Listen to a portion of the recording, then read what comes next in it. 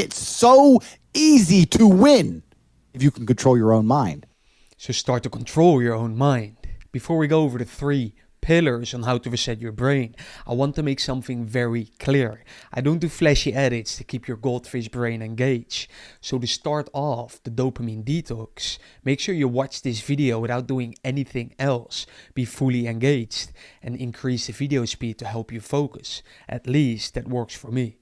Before we listen to Andrew Huberman about his friend's dopamine detox results, I want you to understand that in basic terms, dopamine is the chemical released in your brain that makes you feel good or bad. And this is how it works. If your dopamine is too low, you will not feel motivated. If your dopamine is really high, you will feel motivated. And if your dopamine is somewhere in the middle, how you feel depends on whether or not you had higher dopamine a few minutes ago or lower dopamine.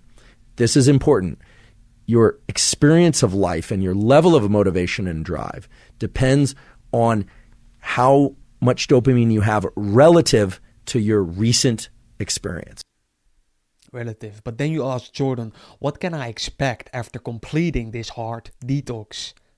He's now at day 29. He's really accomplished this. Not incidentally, his levels of concentration, his overall mood are up. He's doing far, far better.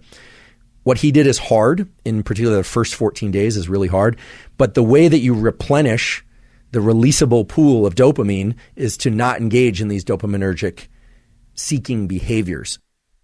The first 14 days are the hardest, but the most important pillar of the reset is... The most important thing is to give it time under abstinence. Time under abstinence. In simple terms, you remove the unhealthy things in your life, like video games that currently give you a lot of dopamine, so that you can start enjoying the things you currently find hard to enjoy, such as reading a book. Talking about video games. Video games, especially video games that have a very high update speed, where there's novel territory all the time. Novelty is a big stimulus of dopamine. Those can release dopamine somewhere between nicotine and cocaine. Crazy. They're very bad for you, especially for your dopamine baseline. So instead, replace it with healthy dopamine producers. If I want to feel dopamine for being a badass, I'm going to do it the old school, hardest way. Bench press.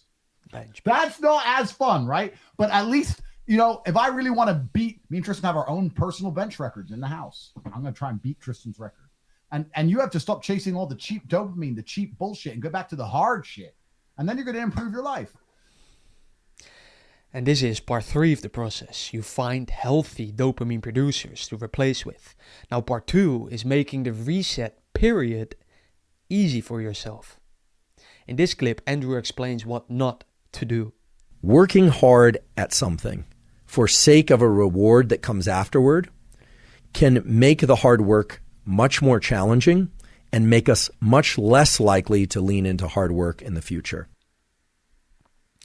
So don't give your monkey brain an external reward for doing the hard work. Instead, try this. And it's like I can control my mind in real time. I can literally sit there and think myself out of a sad period in a matter of seconds by just saying the right words. Nah, Tate, your shit gets hard, you work harder. Now you may ask, does this work? Yes, listen closely. In those moments of the most intense friction, you tell yourself, this is very painful, and because it's painful, it will evoke an increase in dopamine release later, meaning it will increase my baseline in dopamine. But you also have to tell yourself that in that moment, you are doing it by choice and you're doing it because you love it.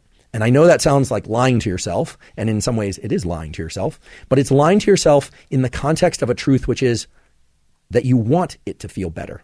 You want it to feel even pleasureful. Now here's another way to make the detox easy for yourself. Listen. Regular ingestion of caffeine, whether or not it's from coffee or otherwise, increases upregulation of certain dopamine receptors. So caffeine actually makes you able to experience more of dopamine's effects. I didn't know that. Very interesting. Let's listen to my and Andrew's personal favorite source of caffeine. And it's not coffee. and some of the compounds within yerba mate can actually serve to preserve the survival of dopamine neurons in both the movement-related pathway and the motivation pathway. So perhaps you need that incentive in order to ingest yerba mate tea. Perhaps you don't need any incentive. In my case, I don't need any incentive. I already enjoy yerba mate as my principal source of caffeine.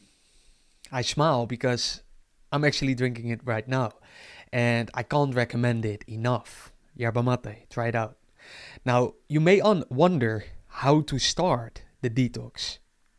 Start by actually cutting back on your social media use. Let's find a low-hanging fruit that we can target. Delete TikTok, delete Instagram. Okay, and then he might find that he starts to have a bit more self-control. There's a little bit of a relief there for them to start to reset, start to not have that hamster wheel cocaine addiction kind of effect. And to keep going, try this. Are you never going to drink again? And he said, I can't promise you that. I can promise you I'm not going to drink for one more day at a time. Wow. And he lasted the rest of his life stacking those one more days up. But even more important, If the why is powerful, the how is easy. so find your why. If you wonder who I am, I'm a 7-figure entrepreneur on a self-development journey just like you. And that's a wrap for this video. Subscribe to see more valuable videos like this in your YouTube feed. I've linked to another interesting video below this one. And remember, start living your life like it is a documentary. Because it is. Someone is just not filming you yet.